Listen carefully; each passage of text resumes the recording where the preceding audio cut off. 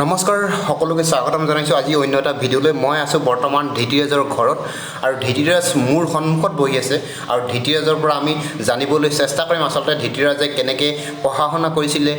এইখন টেবুলতে ধৃতিৰাজে পঢ়ি পিনে হায়াৰ ছেকেণ্ডাৰী আৰু SSLC মেট্ৰিকতো ফাৰ্ষ্ট আৰু HSতো ফাৰ্ষ্ট কেনেকৈ পাবলৈ সক্ষম হয় ধৃতিৰাজ আচলতে আমি তোমাৰ পৰা কিছুমান কথা জানিব বিচাৰোঁ যে তোমাৰ পঢ়াৰ ক্ষেত্ৰত তোমাৰ মা দেউতাই তোমাক কেনেকৈ সহায় কৰিছিল অলপ জনাবা মা দেউতাই অভিভাৱক হিচাপে যিখিনি প্ৰয়োজন হয়তো তাতকৈ অধিক সহায় কৰিছিল আৰু মোক তেওঁলোক বন্ধুৰ দৰে আছিল মই মোৰ প্ৰতিটো কথা মা দেউতাৰ লগত শ্বেয়াৰ কৰিছিলোঁ আৰু তেওঁলোকে মোৰ পঢ়াৰ ক্ষেত্ৰত যথেষ্ট সহায় কৰিছিল আৰু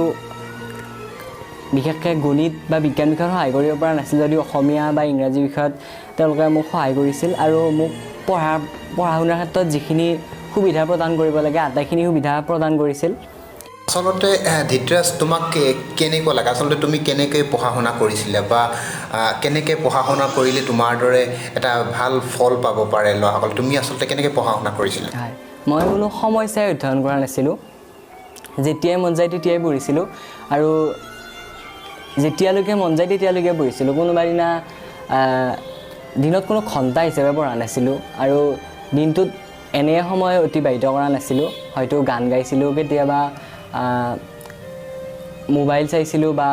আন গান শুনিছিলোঁ আৰু তাৰ মাজে মাজে পঢ়িছিলোঁ আৰু আমনি লাগিলে মাহঁতৰ ওচৰলৈ উঠি গৈছিলোঁ তুমি পঢ়াৰ বাদেও আৰু কেনেকুৱা ধৰণৰ কি কাম কৰিছিলা আচলতে তুমি খেলা ধূলা কৰিছিলা নেকি বা খেলা ধূলা কামবোৰে শিক্ষাৰ ক্ষেত্ৰত কিবা প্ৰভাৱ পৰিব পাৰে নেকি তোমাৰ মতে কেনেকুৱা লাগে আচলতে তোমাৰ ক্ষেত্ৰত শিক্ষাটো আচলতে কি হয় মই খেলা ধূলা কৰিছিলোঁ আৰু সদায় আবেলি ভণ্টিৰ লগত আমাৰ চোতালতে খেলা ধূলা কৰিছিলোঁ খেলা ধূলা মানে বিশেষকৈ শাৰীৰিক চৰ্চা কৰিছিলোঁ তাকেই খেলা ধূলা মানে দৌৰা জঁপিওৱাই এনেবোৰ কৰিছিলোঁ আৰু মই ভাবোঁ যে উচিত মাত্ৰাত কোনো এটা বস্তুক ব্যৱহাৰ কৰিলে বা অনুশীলন কৰিলে তাৰ পৰা কোনো প্ৰভাৱ নপৰে আৰু তাৰ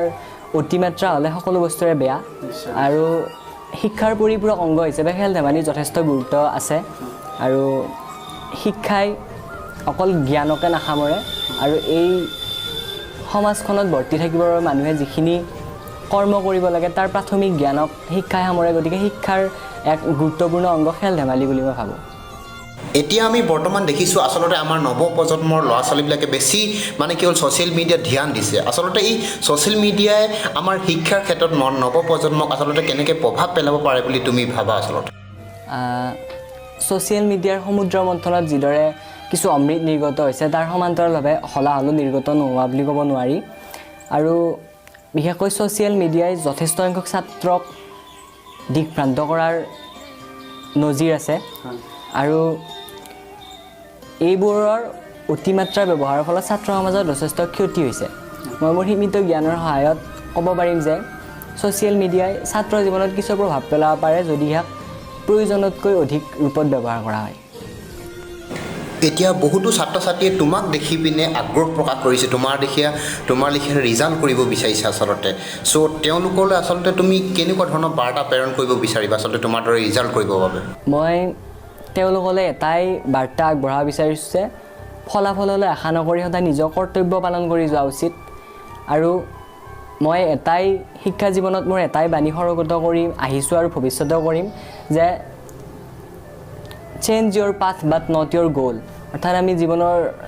গতিপথ সলনি কৰা উচিত অৰ্থাৎ লক্ষ্যলৈ যোৱাৰ পথ সলনি কৰা উচিত কিন্তু লক্ষ্য সলনি কৰা অনুচিত আৰু জীৱনৰ হাইস্কুল পৰ্যায়ৰ পৰাই জীৱনৰ এটা নিৰ্দিষ্ট লক্ষ্য বান্ধি লৈ সেই লক্ষ্যত উপনীত হোৱাৰ বাবে যি পথ সেই পথ অনুসৰণ কৰা উচিত আৰু বাটত যথেষ্ট হেঙাৰ থাকিবই কিয়নো জীৱনত সুখৰ মাজত দুখৰ কাঁইট থাকিবই আৰু সেই কাঁইট ভেদি যাব পৰাটোতেই মেইন মুখ্য সফলতা আছে আৰু গতিকে জীৱনত সফল হ'বলৈ হ'লে ছাত্ৰ ছাত্ৰীয়ে হেঙাৰ বা বাধা সকলো নেওচি যোৱাৰ ক্ষেত্ৰত সাহস গোটাব লাগিব আৰু আগবাঢ়ি যাব লাগিব বহুখিনি তুমি জানিবলগীয়া কথা আমাৰ দৰ্শকৰ বাবে ক'লা বা যোনবিলাক আমাৰ ষ্টুডেণ্ট আছে যোনবিলাক ছাত্ৰ ছাত্ৰী আছে তেওঁলোকে এই তোমাৰ কথাখিনিৰ পৰা বহুখিনি সাহস পাব বা বহুখিনি শিক্ষা লাভ কৰিছে বুলি মই ভাবোঁ তুমি বহুখিনি দৰকাৰী কথা আমাৰ এই ভিডিঅ'টোত প্ৰকাশ কৰিলা আশা কৰোঁ সকলোৱে ভিডিঅ'টো ভাল পাব ধন্যবাদ জ্ঞাপন কৰিছোঁ তুমি সদায় আগুৱাই যোৱা